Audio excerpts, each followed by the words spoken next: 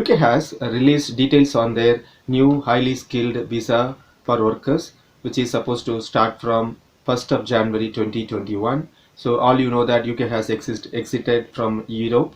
So they have put this new highly skilled visa, which is applicable for both Europeans and non-Europeans. What they're saying is they want highly skilled people anywhere from the world to come to UK and contribute to the economy and the growth of the country. That's the main intention of the new highly skilled visa as per the statement from the government. So come, let's see what are the details they have released, and what are the points we have to get into UK for work as part of highly skilled visa, which is going to start from 1st of Jan 2021.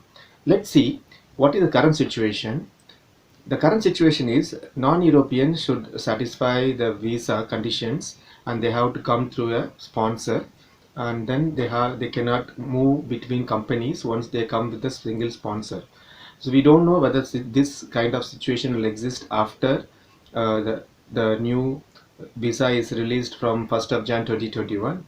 And now the Europeans can come freely without job offer to UK, come and find a job in UK, and then they can work in UK in any of the sectors whatever they have. No qualifications, no points, or no even checking whether they know to speak English.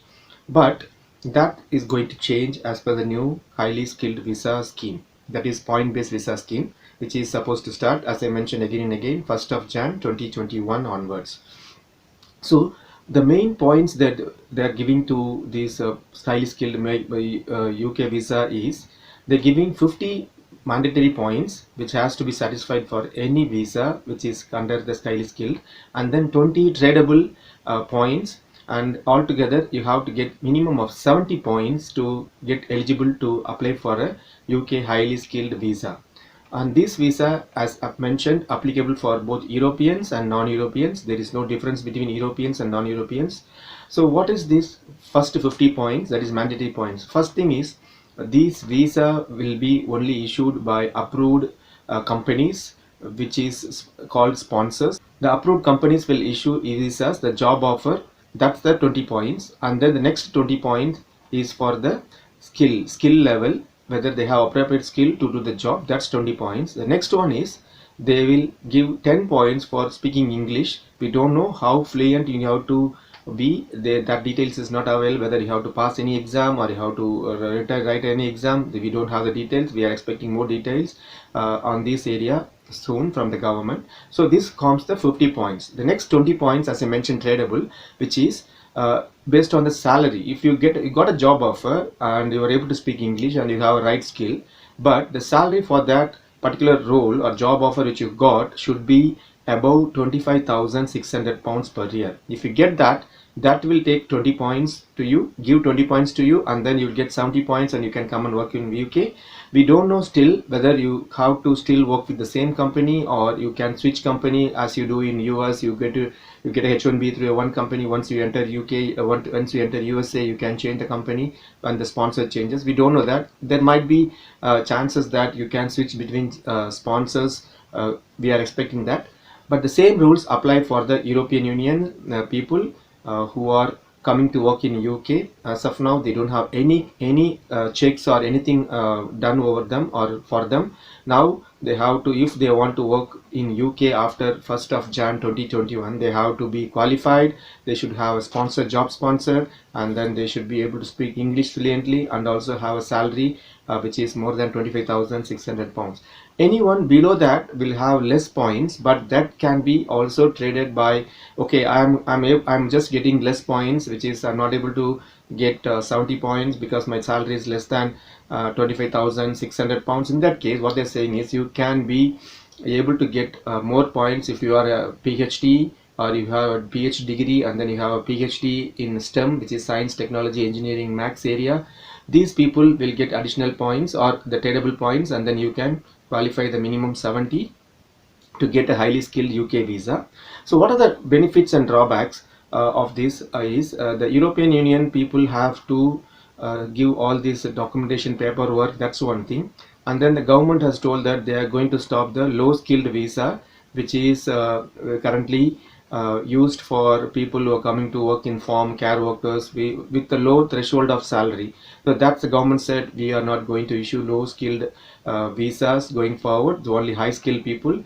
And also the government has mentioned they will have a special fast track visa for doctors and nurses who are eligible to come and work in NHS, and there is no cap for those people who are coming to work in NHS and doctors. Also, they are mentioned there is no cap for highly skilled migrants as of now, and the government mentioned that they will closely monitor the situation of the visa issue and regime, and then they will change the policy as the time progresses based on the needs of the business. That's one thing. Another thing what the government is mentioned is any particular job which is in the job shortage list, they will also get some preferential treatment, and then more points for them will be awarded if that particular job is on the job shortage list. We don't know the list, still a list is expected from them. So these are the current things. What is the response from the industry? Most of them have welcomed, and another half of them are not welcomed, because the industry like care homes, construction, and then the hospital industry, they will not be able to bring highly skilled highly skilled workers and then give 25,600 pounds for them. It's not definitely not possible for them. If you apply the same rules as of today, a lot of people will not be able to satisfy that. That's one kind of a thing kept by the people opposing this scheme. The other side, people saying that the low skilled job should be should be given to the existing UK public, and then the company should adjust, and then they have to start recruiting local people for this and not depend on the cheap labor from Europe, which they were able to get for the past a decade, something like that. So that's one thing. So the hospitality industry, service industry is impacted. And the other thing is the threshold for the highly skilled migrant worker visa is from 30,000 pounds, they are reduced to 25,600 pounds. What this will make is, this will make all the companies which are currently bringing the people, will bring the people with much less salary. So that's one disadvantages for those coming. That's one thing. Other thing is the government also removed the local market test. If you want to fill a job from a person who is outside of UK, you have to complete a local market test. That is totally removed. And another important thing, they also reduce the skill of the, that is a skill of the visa worker from graduate to A level, UK A level. So that's a major change. And last thing, they also increased the number of seasonal workers visa from 2,500 to 10,000. That's warmly welcomed by farmers who are relying on the seasonal workers. These are temporary visas. You come only for a couple of months, 3 months, and then you go out of once you finish the job, you'll go. So that's the situation in the temporary visa for seasonal workers, for only for farming sector, which is increased to 10,000 visas. So this is the current situation. The government has just given the policy document and then mentioned the 70 points is how to get. Out of 70 points, 50 is mandatory and 20 is tradable. And then rest of the details are still expected from the government. Hope you like this video, and then it's informative for those who are willing to come to UK or aiming to come to UK. These are the things you have to satisfy in order to come to UK. Please subscribe to my channel, like, share and comment my channel. We'll see you in the next video. Thanks for watching.